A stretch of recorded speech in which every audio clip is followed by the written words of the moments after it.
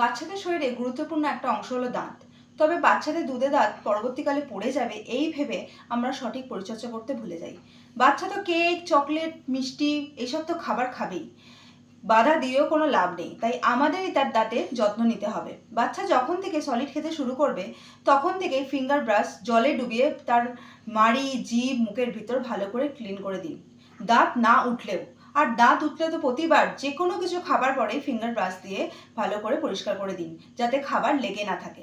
After 1 ইয়ার যখন অনেকগুলো দাঁত উঠে যাবে তখন মার্কেটে অ্যাভেলেবেল যে কোনো বাচ্চাদের টুথপেস্ট দিয়ে দিনে 2বার করে ব্রাশ করান। আর বাকি টাইম বাচ্চাদেরকে ব্রাশ জলে ডুবিয়ে মুখ ক্লিন করে দিন, যদি না বাচ্চা কুলকুচি করতে শেখে। বাচ্চা কুলকুচি করতে শিখলে তাকে ভালো করে মুখ ধুতে বলুন। যে কোনো বাচ্চার দাঁতের কোনো সমস্যা দেখা দিলে পেডিয়াট্রিক ডেন্টিস্টের পরামর্শ নিন, কারণ এই দাঁতগুলোকে আমাদের 6 থেকে 7 বছর বাঁচিয়ে রাখতে হবে।